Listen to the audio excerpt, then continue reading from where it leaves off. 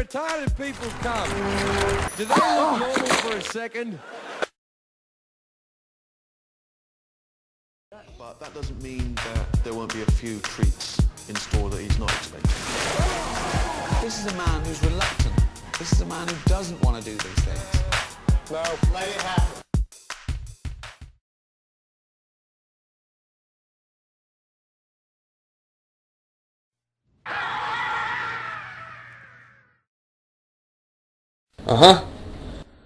For the glorious benefit of all Western Nana land, we have arrived here at the Houselight to make the interview for the glorious benefit of all Western Nana land. I think this is the place he said to come.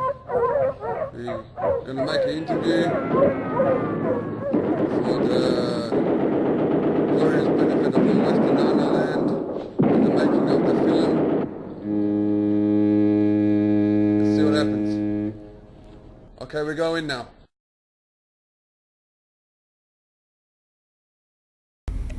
So, you're happy to do this interview?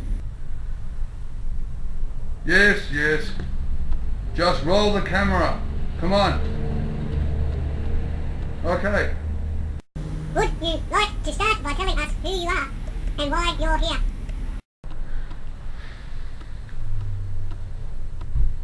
Well, hello. My name is El Capitan. For those of you who don't know me, in light of recent events, I have decided to make this interview. So, yeah. What can you tell us about jail and your time in jail? Jail? Jail. Some call him a man.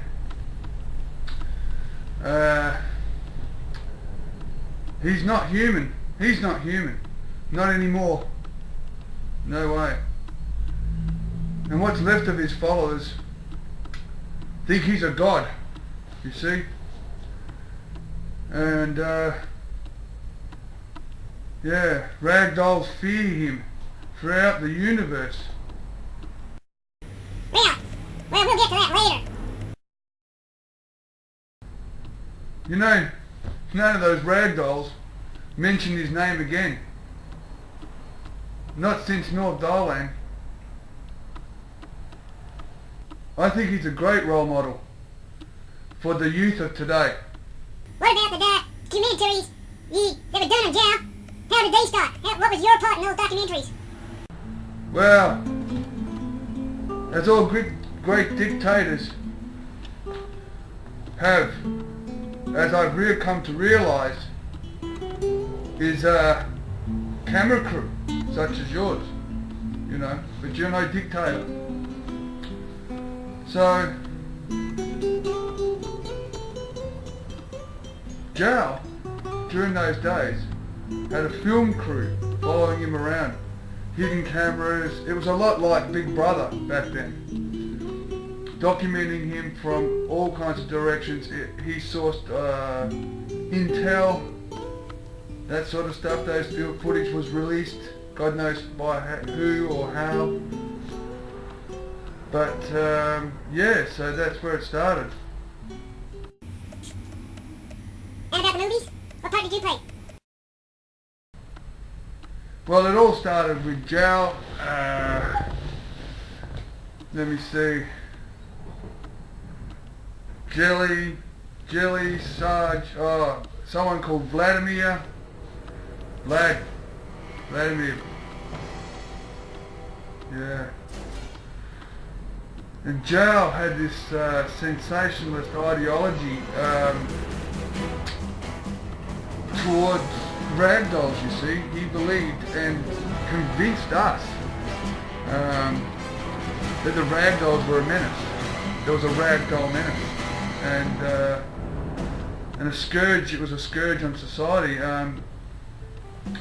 But, you know, And that should have been eradicated. Those were his exact words. Yeah, and but you know, there were some of us that didn't like his ideas. You know, what he wanted to do to him, or what had to be done to him, as he said. But let me see. He believed that the ragdolls weren't like the rest of us. No, he you know, that they treated us like second class, even third class citizens, you know, and it was Zhao was convinced that all the ragdolls were just in fact planning to wipe out humanity in its existence, and we all thought he was crazy at the time. We all thought he was crazy, you know, and yeah, so we laughed at his ideas, you know, but how wrong were we, huh? How wrong were we, you know? Hey. Well, it started long before that though, didn't it? Well, yeah.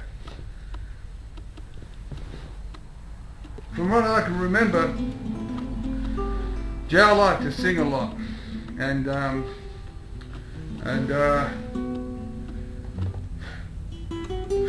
and from what I remember, wait a minute, I think his favourite song was Uma Paloma Blanca. Yeah, and he played it all the time. Drove some of us crazy, you know. Some of the guys would complain, and I'd say, don't let him hear you.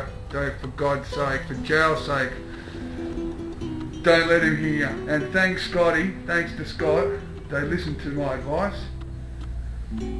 Unfortunately, Zhao ended up killing him anyway, you know, and that's another story, you know. But, you know, yeah. Well, he played it, Paloma Blanca, yeah, that's right, I remember the song. It's playing inside my ears still. And Uma Paloma Blanca, and he played it all the time, and he always sang along to it. Oh, it was good times, great times. It was a laugh just to see him. It was a good thing just to see him sing, you know. It made him so happy, you know. And there was a lot of camera action around that time as well, you know, around the time when he was singing and stuff. And you know, Zhao, I think,